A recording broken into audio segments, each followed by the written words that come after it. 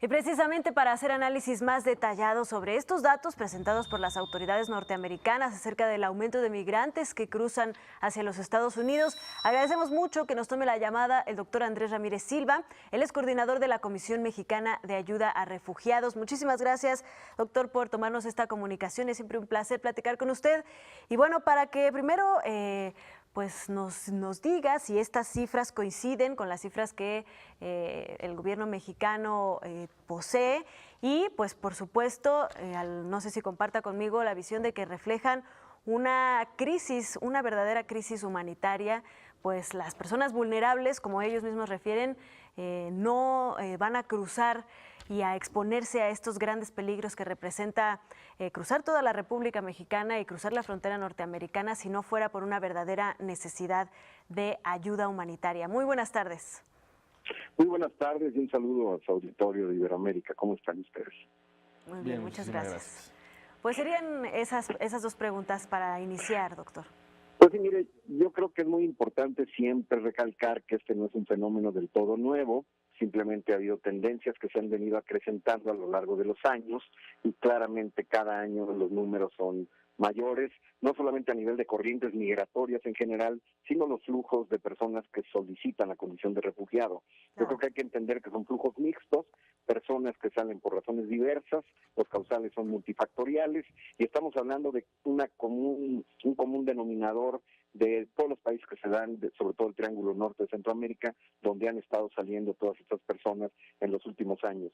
Ya hemos visto las caravanas, que han sido un elemento mucho más visible. La caravana se da de una forma tal que no escapa, digamos, a la vista, a la percepción, ni de los medios, ni de absolutamente nadie. Pasan caravanas grandes a lo largo y ancho del país, y esto obviamente no puede pasar desapercibido, y de ahí que ha cobrado una importancia desde el punto de vista mediático mayor, pero sí quiero recalcar que no es definitivamente el tema de los flujos migratorios crecientes, ni nuevo, ni circunscrito única y exclusivamente al tema de las caravanas, porque de hecho las oleadas que se dan fuera de las caravanas, tanto a nivel de migrantes como a nivel de refugiados, son mucho mayores, lo que pasa es que son mucho más invisibles.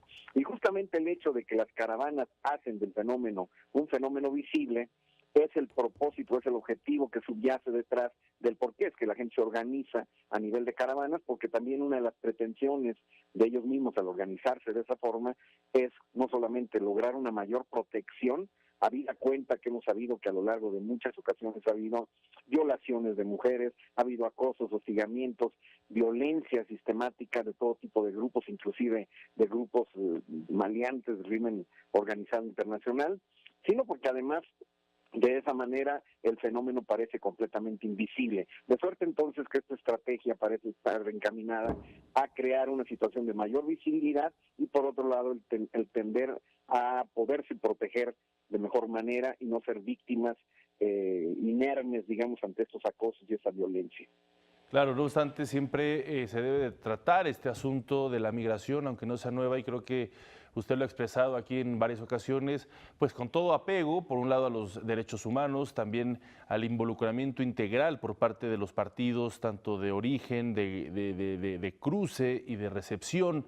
Creo que eso también es un aspecto que se tiene que cuidar, y más ahora que precisamente ha causado mayor visibilidad.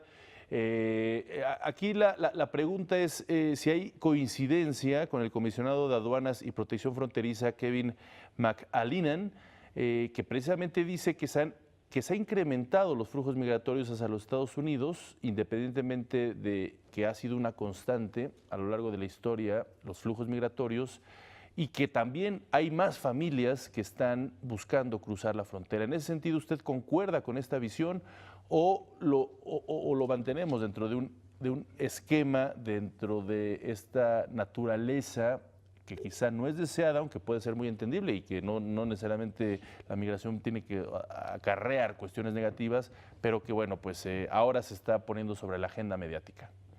No, yo creo que definitivamente la tendencia año con año es a crecer. El flujo migratorio está creciendo, los flujos, dije yo hace rato, de refugiados también.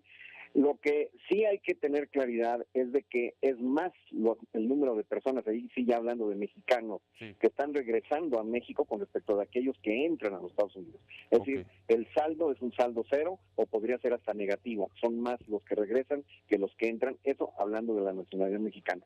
De manera creciente, sin embargo, sí las otras nacionalidades, sobre todo el Triángulo Norte, que están llegando con mayor intensidad y con mayor número.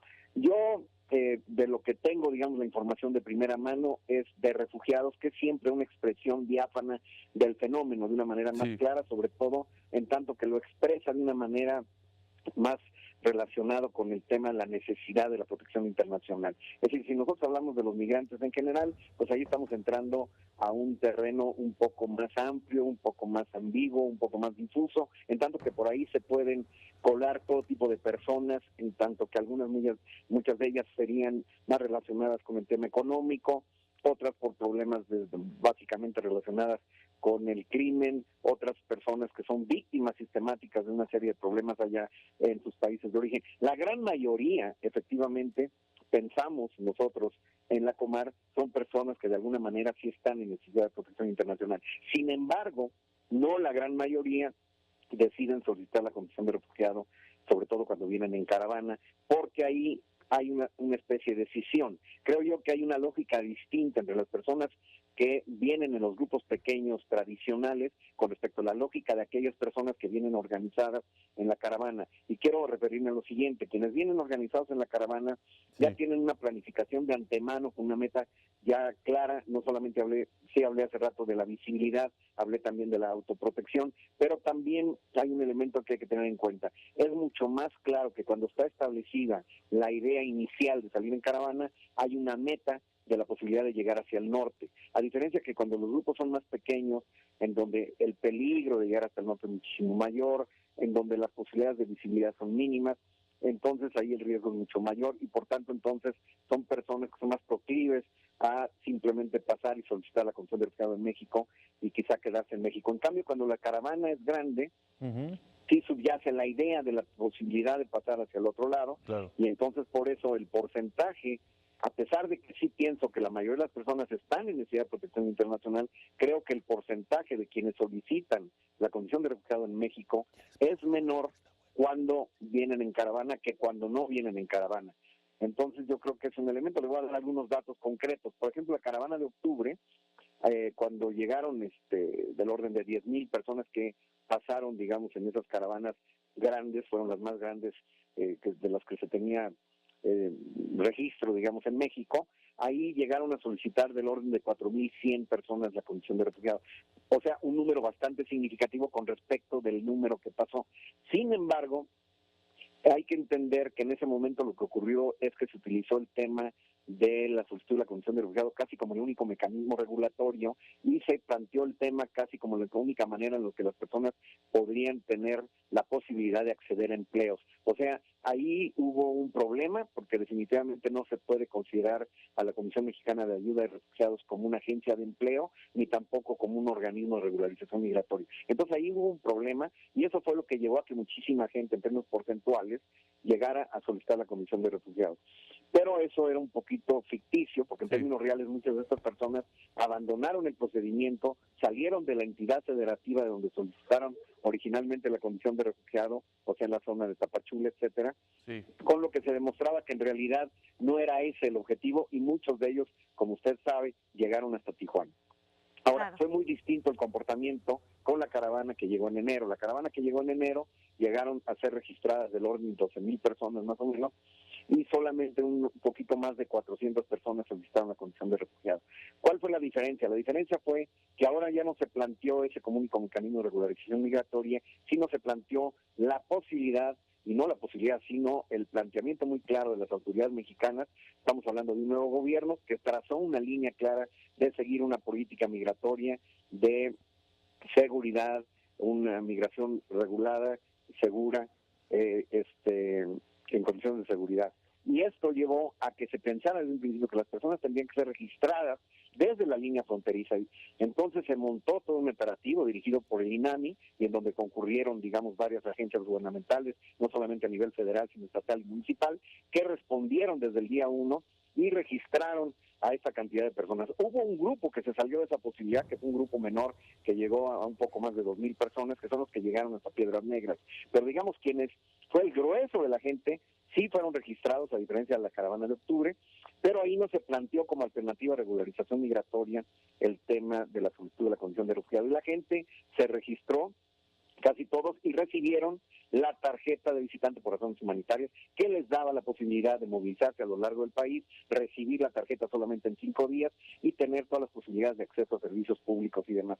Luego entonces esa es una opción, podemos decir, Claro, de las personas contra la solicitud de la condición de refugiado, que es un proceso más complejo, más largo, que puede llevar a mucho más tiempo para que se decida, y entonces sí parece que, como puede verse en esta estadística, que sí la gente optó más por esta tarjeta, pero sí creo que mucha de la gente, aunque solicitó la tarjeta, sí podrían haber estado en condiciones de necesidad de protección internacional. Muchos de ellos pensaron irse al norte, pero muchos otros se quedaron en varios otros lugares. Entonces la situación cambió en ese sentido.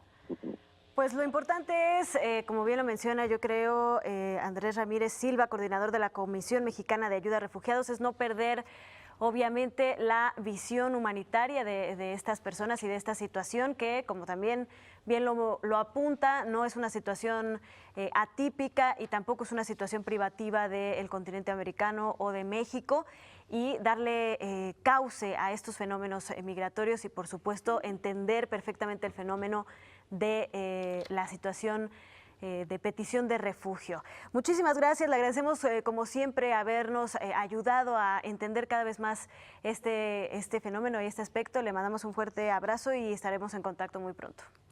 Muchísimas gracias a ustedes, les mando un abrazo y saludos al auditorio. Gracias, doctor. Hasta luego. Gracias. Hasta luego.